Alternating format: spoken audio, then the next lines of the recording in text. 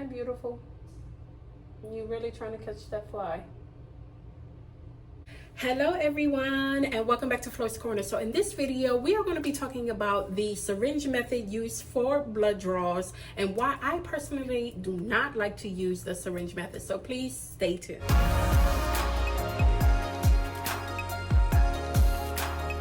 So just a quick disclaimer about this video. This video is my personal experience on why I don't like to use the syringe method. I have used syringe method many of times and I may use them here and there, but this is not to bash anyone who loves using the syringe method on catching their blood draws and everything like that. This is just a personal experience that I have with it, and I just don't want to offend anyone or anything like that. You're always more than welcome to use any method to get your successful blood draw. So you guys already know about catching blood draws using the vacutainer systems, which is normally using a straight needle or a butterfly needle, which is the wing infusion sets that we use pretty much to get our blood draws. But there is another method that they like to use also in blood draws, and it's called the syringe method. So pretty much it's just using a syringe. Normally the syringes are between 3 ml to 10 ml. And you normally have to place a needle at the top of the syringe and you will screw it on normally. So pretty much the needle sizes when it comes to blood draws for using the syringe method normally is going to range between the 21 gauge to the 25 gauge. So you're going to have your 21 gauge, your 22 gauge, your 23 gauge, and a 25 gauge for the really small veins.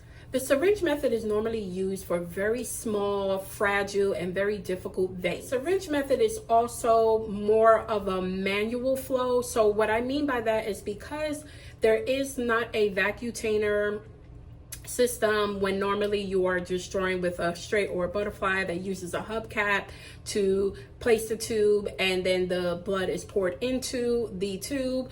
With the syringe method, you are literally sticking and then you will have to pull back the lever to get the blood into the syringe. So it's more on a manual aspect versus the vacutainers actually pulling the blood itself. Normally you will learn about the syringe method in your phlebotomy courses. I will admit I have heard others say that some of the phlebotomy courses don't go in depth on the syringe method as much as they do with the straights and the butterflies, but pretty much the syringe method is pretty much the same concept of sticking. It's just different when it comes to the form, like the way the blood is going to find its way into the tube. Because the syringe method doesn't offer that vacutainer, the vacuum method, you pretty much, like I said, it's more so on the manual. So some pros that is normally circulated around the syringe method is like, one, I said that it's manual. You're pretty much controlling the flow. If someone has very small, difficult, or fragile veins, the vacutainer is not really pulling the small vein, which can cause hematomas or blown veins or anything. You have that control with the syringe versus the vacutainer. There are also other people that say that the syringe method offers more control of you as a phlebotomist because you get to control how much flows in and how much doesn't flow, so you can give the comfort of the patient. Obviously, comfortability for the patient, because normally the syringe method, like I said, you are controlling the flow. They're not feeling so much pain because of the vacuum system when it comes to the vacutainer tube. These are just some of the pros that I've heard many of times through phlebotomists that loves the syringe method. So just a quick overview of how it is to use the syringe method. Okay, so pretty much I'm just going to say right now, if I was to draw one tube. So you depend on, it's up to your discretion on which syringe you would like to use. Like I said, you can use between the 3 ml to 10 ml.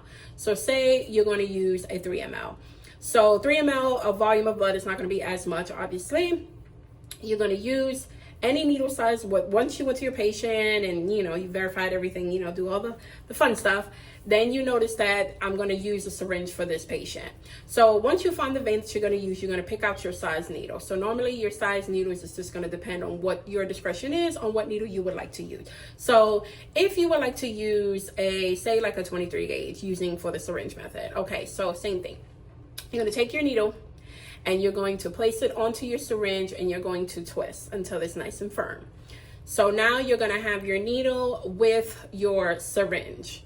So same thing, you're going to put the tourniquet on, you're going to clean the area, and then now you're going to get ready to stick. Normally when you insert the syringe, then you normally hold the top part of the side of the needle with one hand, and then your other hand, which is normally going to be your dominant hand, is going to pull back into, like, if you guys seen syringes, then you know you're going to pull, even if you was putting medicine or whatever into it, you're going to pull the little I used to know the name of it the little stopper back. You're going to pull it back, and normally you should see a flow of blood come into the syringe, and then now you know that you're in the vein, and you're going to fill it up to how much you need it, and however. So normally once you are done, you're going to remove your tourniquet, you're going to remove the needle, and now you're going to bandage your patient up, and however. From there, you're going to see that you have the syringe and now it's filled with blood. Obviously, it's not in the tube that it needs to be in. It's inside of this syringe. So now what do?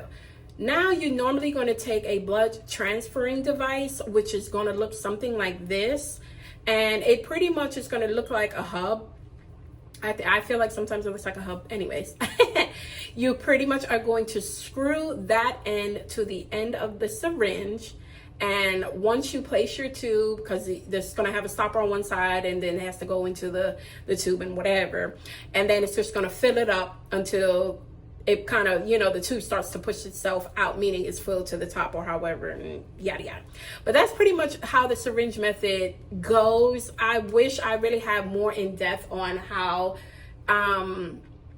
what it looks like and things like that, but I'm just going to be honest with you guys, I don't use the syringe method very often at all, especially where I work. I don't honestly even have any of the syringes at my location, but I do have them when I work at other locations and things like that. So I don't have any to actually have, demonstrating on you guys. I'm gonna try to put as much video as I can in this video, or pictures and anything like that, so you guys can just follow along. But now we are going to get into why I don't like to use the syringe method thus far in my phlebotomy career, and it is something that I just came to this decision because I've used it many of times when I was in the hospital.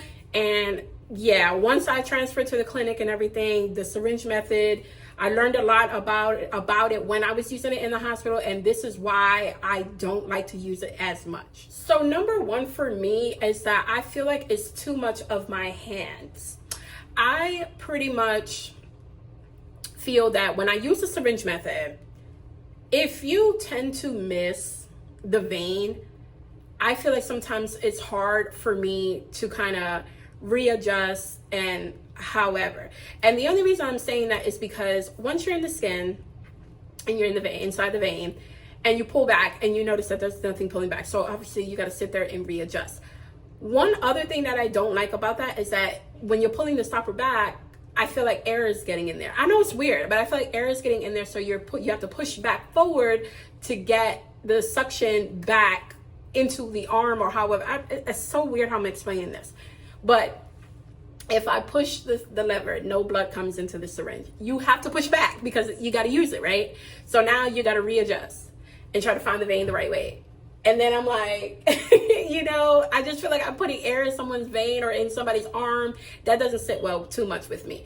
But like I said, it mainly takes so much of your hands because it's not like the butterfly where, you just kind of stick and then you kind of not let go, but you kind of have more freedom with your hands. When it comes to the syringe, I feel like sometimes I feel funny, like how to fix myself. It's so weird. Like it only happens, I think I'm just very overcritical when it comes to doing the syringe. I have hit lots of syringes, successful blood draws, but it's just one of those things. My mind just goes when I pull back and I don't see that blood in there. I'm like, oh man, I gotta, fix it and figure it out and stuff. It's just really crazy. It's honestly hard to explain. Like, oh man, I don't even have the words for it. But the hand control for me when it comes to syringe is just a little bit much. A next reason is pretty much it is a much slower procedure.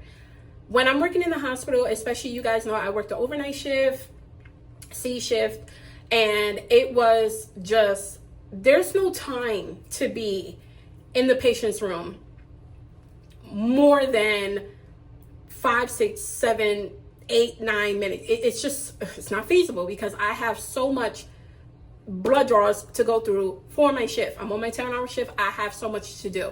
And sometimes I notice, when I'm using the syringe, I'm there for a bit because, it's a manual blood draw versus the vacutainer, just, once you stick and it's coming into the tube and everything. So I'm there a little bit longer, same thing. Like if I miss and I got to redirect and all of this stuff, sometimes it just takes a little bit longer. And I'm just like, oh man, I got stuff to do, and I'm here with the syringe trying to get this blood draw. And yeah, so it prolongs the procedure when I'm with one patient, when I have 50 other patients that I have to go to and stuff. So that definitely a big thing for me when it comes to the syringe method. And then also with the time consuming is that it's going into the syringe and I have to transfer it into the tubes that I need. So if I need 3 tubes and I'm using the syringe method, and I'm sitting there and I'm like, twisting this off, twisting this back on, putting it there, putting the tube and all this stuff. It's just an extra added step that I'm just like, I can totally bypass this if I wasn't using the syringe method. So also with that, it being more of a slower procedure, it's time consuming. And like I said, when you're working in the hospital, even when you're working at a clinic and there's a high volume of patients, when you're using the syringe method, sometimes it's not feasible enough for you to hurry up and get all of these patients out so quickly when you're sitting there with this syringe method, which tends to give you that slower procedure, time consuming kind of thing. You know what I mean? So guess what? You're not efficient enough. And then the patient satisfaction goes down badly in wherever you're working because they're like, oh, well, it took them forever to call me to the back, or, this phlebotomist was here forever doing this blood draw and stuff like that. So, you're slowing down, so people are going to start complaining and, they don't want a phlebotomist that's going to sit there and take forever because of they're not working right. And that's what I feel sometimes with the syringe method. I'm like, just like, oh gosh, I'm taking forever with the syringe. Like if you're working somewhere and the volume of people is slow, you're only getting maybe like 3 or 4 patients an hour or something like that. Hey baby, you can use the syringe method all you want, honey. There ain't nothing wrong with that because you ain't got that much to do. So, but when you're getting like, 10 to 20 and stuff like that, baby, we don't have all day. Like, I got things to do and I need to do them and get them done now. So the syringe method, in my opinion, sometimes tends to slow me too much down, even worse than when I used to use the 23 gauge butterfly. So I just like I said, this is all my personal experience, and I just feel like I'm just there forever when I'm using the syringe method. Also with the syringe method, you can cause a hemolyzed specimen because if you don't have the right technique when it comes to the syringe method, you can damage the red blood cells, which can hemolyze the specimen. And that's not great because you guys always know in a lot of my videos, when it comes to hemolyzed specimen, it may literally get rejected by the lab because it will give inaccurate results because the specimen is hemolyzed, which is the rupture and breakdown of the red blood cells. So sometimes when your technique is not all great when it comes to the syringe method, you can cause the blood to go into that syringe and it's just getting all ruptured and all kinds of craziness because of the technique that you're using. Obviously, you guys know with the vacutainer system as well, you can cause hemolyzed specimen. You guys know in my videos, I do explain these things about what causes hemolysis of a specimen and all these different things. So it can happen through the syringe method as well. That's another time consuming thing because if the specimen is getting rejected and the person has to get drawn again, then you have the lab upset, then you have the patient upset because they got to get stuck again. You might make someone's job a little bit more harder because it might be the end of your shift and now the next person has to go in because you drew and it wasn't the right way and now it's someone else's problem and they have to go in there and draw. So it can definitely cause hemolysis of the specimen. Also, what I mean by causing hemolysis of the specimen is because you remember it's a manual blood draw. So if you're getting into the vein and then you're pulling really hard, and you know the way the blood is going in that small diameter of a needle, whatever size diameter of the needle you're trying to use, you can rupture the blood cells, which will cause a hemolyzed specimen. So that also depends on the flow. I have seen phlebotomists do that. They'll insert the vein and then they like just waiting for that blood. Sometimes, you know, you got to go a little bit slower because the vein was really small and stuff. So it's really a lot of technique when it comes to using the syringe method. There's no doubt about that at all. So because of the hemolyzed specimen, what does this mean? This also means that using the syringe method sometimes tends to cause more errors when it comes to blood draws. And who wants to cause errors? You just want to, like I said, be in and out. Most of the time, these are patients' lives in our hands. Like I always try to say, you know, our care, we are a part of their patient care. So, you know, when you're messing up the blood draws and things like this, and now it has to get back to the patient, they were not able to diagnose this because the blood collection didn't come out right and all of these things. So it's literally a domino effect. So the syringe method sometimes for me does give you that error window sometimes. Like I said, it can happen as well with vacutainers depending on how the blood was collected, stored, and everything, and transported, and yada yada yada. But sometimes definitely with the syringe method, there errors can actually happen. You're more prone to spills, splashes of blood and things because of the syringe method, and also needle stick injuries. Oh man, I'm just saying, because when I was working in the hospital, we didn't have the needles with the safety hazard on them. So it's funny because in my course, when I was learning the syringe method with the needle, okay, so the needle didn't have the safety lever on the actual needle. So they taught us we had to use the scoop method, and that's what I learned also in my phlebotomy course. So the scoop method was pretty much whenever you have a needle without the actual safety, you have to place the cap where it's kind of open, the open part is, when you take it off, you place it where the opening is. So when you finish with your blood draw, you would take the one hand and just take the needle and just guide it to the hole where the cap is so it can come put back on.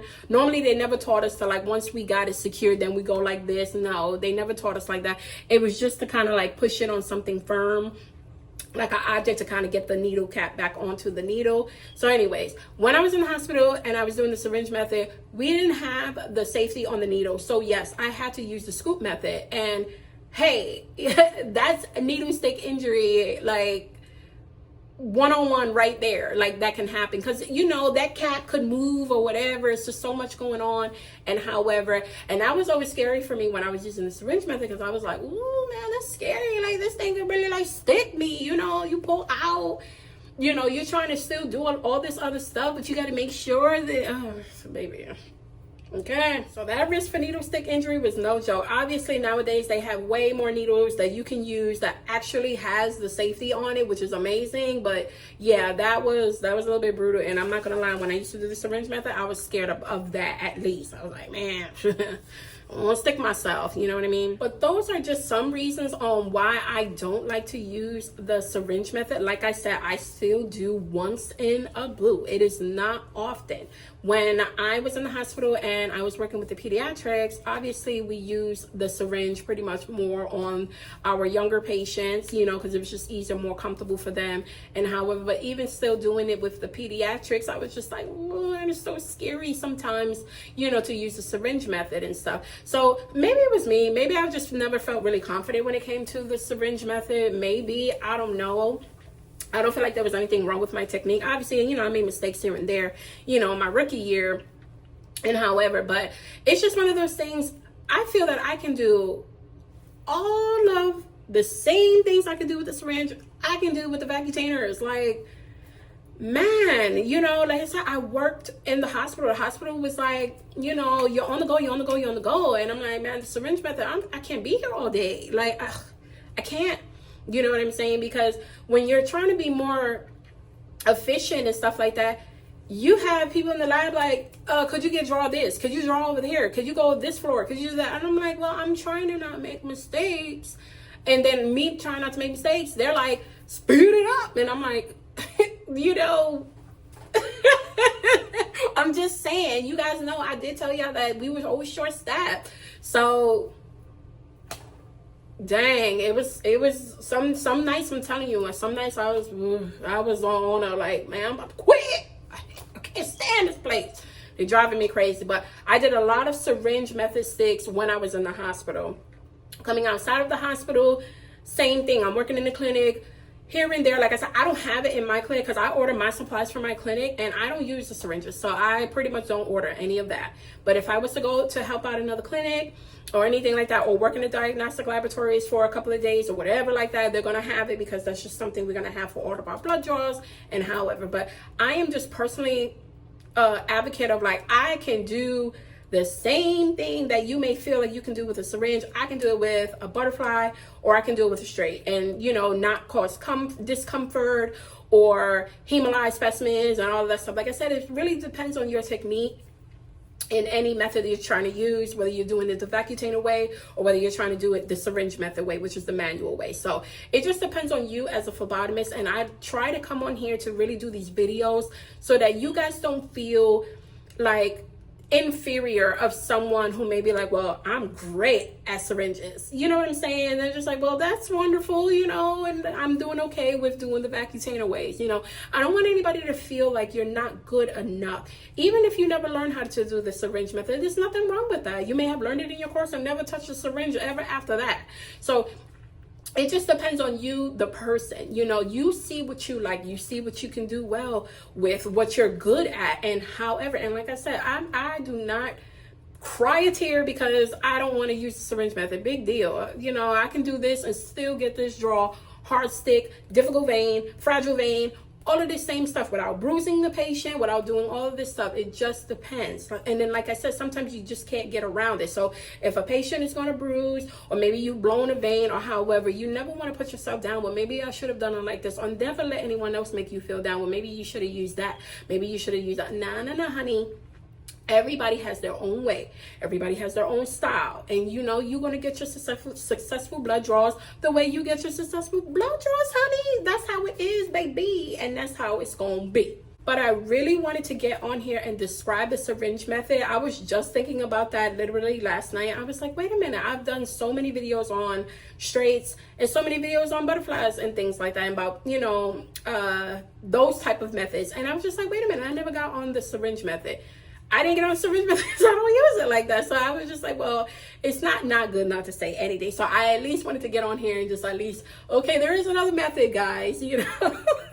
I do apologize about that, but I was just figuring I ain't used it, so I was like, man, I don't want to explain that, but I hope I explained and brought a little bit of clarity to anyone who was puzzled about the syringe method and anything like that. You will see it in your phlebotomy career. You may use it often, you may not use it often, and like I said, it is just up to your discretion. That's the fun part about phlebotomy, is that you make the decisions. Like, honestly, when you're a phlebotomist and wherever you're working, the clinic, the hospital, and however, they may say use this, use that, use this, use that, but like I said, it is up to your discretion. You're the one going in that room.